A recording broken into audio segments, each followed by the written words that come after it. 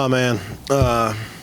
Tough one right there for sure. Obviously, back and forth battle, and credit to Middle Tennessee. They're a very, very strong basketball team. They've gotten some big wins at both home and on the road this year, and, I think they physically attacked us right from the beginning of the game, and I thought there were some areas where we responded, and there were some areas where we obviously have some room to improve. So, obviously, they continued to play very well on offense. All their guards seemed to, by the end of the night, have a stretch where they really impacted the game. And right when you feel like you focus on one guy, somebody else gets going. So all the credit in the world to them. They battled all night, and every time that we kind of threw a counter punch, it seemed like they threw a stronger one. Obviously, the run at the beginning of the second half was good for them, and then I think we got to 69-68 on a somewhat fortunate three-pointer from the top of the key. And then right there, I know it got to 81-70. So that run right there, obviously, kind of to extend the gap, build that lead. That was obviously a huge part of the game. And, when you play in front of a great crowd like that today at Diddle, you certainly feel like we should be the team that makes that strong run at the end of the game. And we have been from time to time. But all the credit in the world to them. They were able to do that tonight, and definitely a learning experience for us. You guys actually came back and cut it to one at 71-70 with about 6-something left. After that, I think you had 3 field goals the rest of the way. Just a lot of no rebounds on the attempts.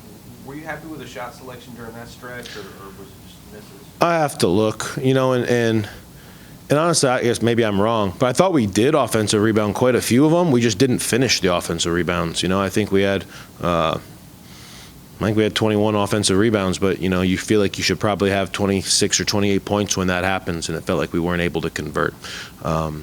So I don't know. I got to look at the film to see if we were getting the shots that we wanted to. Sometimes it felt like maybe we got a little quick on some of them, and, obviously we were trying to spread them out and attack a little bit, and that worked to a certain extent to get us back in the game.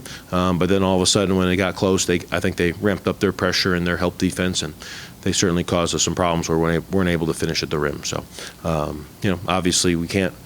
If you have 70 points with 6 minutes to go, and really didn't have anything else until those fouls at the end, that's worrisome, and we've got to figure out how to score in the last 5 or 6 minutes. You're going to get another team's best shot, and your best offense has got to be better than their best defense.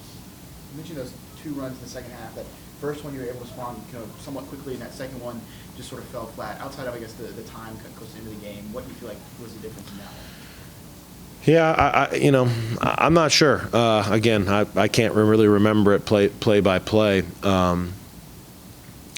There was a stretch in the 60s there where Porter got loose. We'd done a good job on him all game, but obviously there are other guards that physically kind of punished us, and then all of a sudden he seemed to get loose for a couple shots in a row. So I think that stretch, and then all of a sudden that.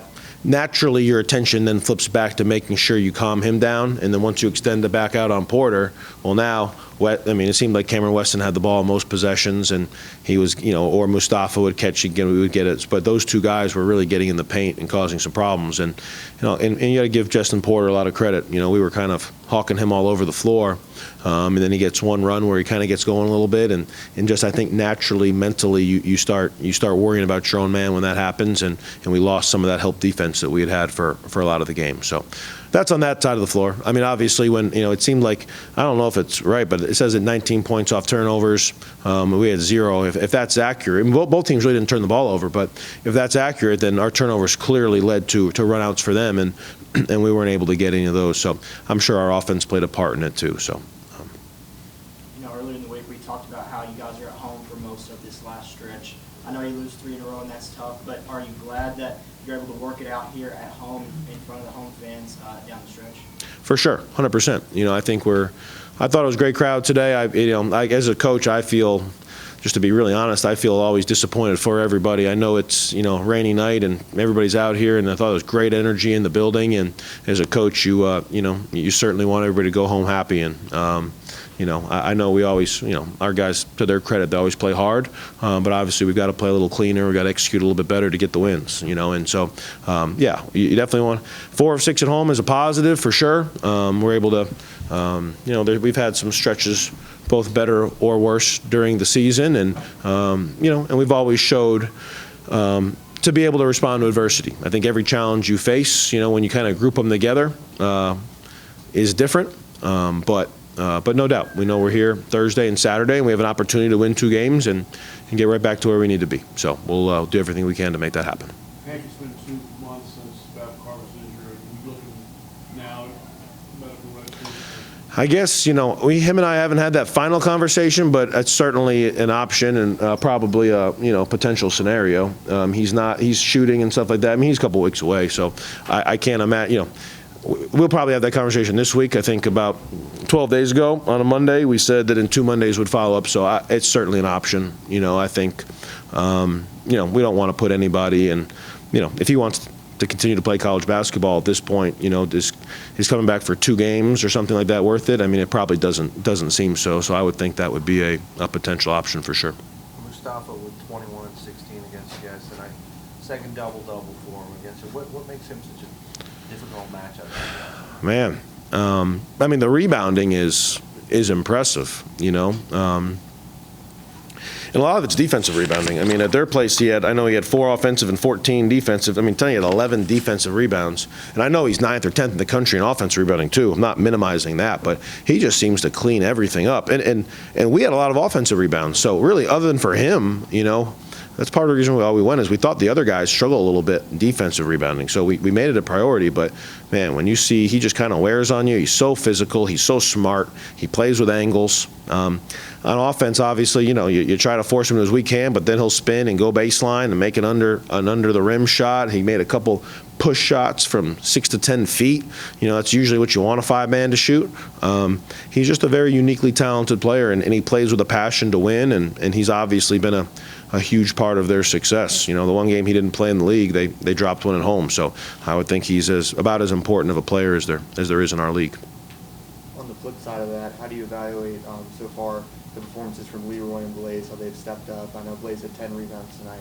Yeah, Blaze's offensive rebounding for sure really stood out. I thought Blaze, battled all night, and he's got to finish a little bit better at the rim. There's a couple where I know that he wishes that he had been able to convert, but he got some offensive rebounds, kicked him out for 3.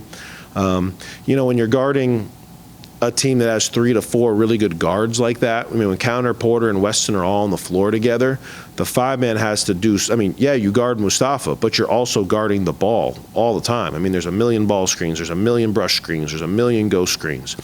So Leroy and Blaze, I mean, that's really where their strength is. Their strength is probably in the non-stat part of it, just seeing and anticipating and protecting the rim and all that. But man, it felt like they kept on coming at us tonight, and then then obviously Mustafa's ability to score himself, probably about as good as anybody that we've played, is a problem. I thought Leroy and Blaze battled. Again, we'll watch the film and figure out exactly what they need to improve. But obviously Mustafa's performance was a big part of their win. Counter was pretty much their offense for 2/3 of the first half. Yeah. He only finished with 20. He got most of them in the first half, though. It just seemed like, as you said, just bounce from one guard to the other when they were getting you guys. That's what it felt like, and to their credit, I mean, they're a very good basketball. They're down their place. Green hit a couple threes when we got focused on somebody, so they're a very good basketball team. And Counter at 15 in the first 20, so obviously you then make an adjustment to try to focus on him, and then when they put Weston in, it is a tricky dynamic because he kind of doesn't play the first 3.5 minutes, and then he plays the rest of the half.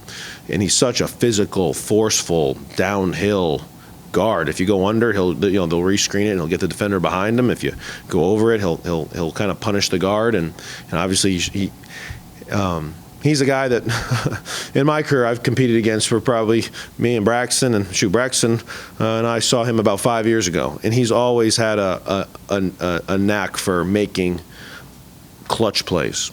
He's a gamer, he's a winner. I thought in the last 10 minutes of the game he was probably the best player on the floor, so all the credit in the world to him. Coach, they scored 19 off turnovers, like you said earlier, but you guys weren't able to score any points off turnovers. You forced 6. What was the discrepancy? I don't know. I mean, if that's accurate, like I said, that just stands out, obviously. I mean, 19 off 9 turnovers is just about perfect. So I would think that means that our turnovers were probably live ball turnovers where they're able to get runouts, where that's a steal or a deflection, or obviously made the bad play in the backcourt. I know that was one. And then, obviously forcing 6 turnovers, there's part of us that wants to kind of contain and corral their guards, because if you extend yourself too much, if you jump out there and hedge and trap every ball screen, well, now Mustafa's going to be open at the rim, and you got to put a guard on him, and you got to rotate out of it. And a team with talented guards, it's, obviously I think we have to look at trying different things, because we didn't keep them off balance enough. I think we have to look at, because I would tell you no one strategy worked to force turnovers and cause issues. So we probably need to try and do multiple ones, because obviously getting some live ball turnovers and runouts is a way that we've always succeeded. And then again, I think we had more offensive rebounds than they did, but they had more second chance points, or maybe they didn't by the end. But I think it was 19-13 by the end. But at halftime they had more, and it kind of was what kept them in the game in the first half. So I'm not sure. I think we got to figure out how to force more turnovers. And at the same time, man, we can't allow 19 points on 9. Like 9's pretty good, but 19's obviously very poor. So we probably need to look at those and make sure that we don't kind of shoot ourselves in the foot. This is the first 3-game losing streak for you guys this year. So you've done a really good job minimizing these stretches. How do you keep it from getting worse and snowballing to 4 or 5? No, you just got to have a good week of practice. I mean, there's no magic solution to any of this stuff. I think if we're able to kind of keep our group together, and there's some teams that kind of fold at the end, and because it's a brutally long season now, and the teams that embrace that, and the teams that stick together, and the teams that take the floor and want to get after it and want to improve and want to get better, those are the ones that usually on March 11th are a lot better than on February 11th. So I think we have there's a lot of time between now and Thursday night, and if we make the choice to dig down and to address the issues and to work, which this group always has, hopefully we're able to come out and get a different result. So one day at a time, that's all you can do.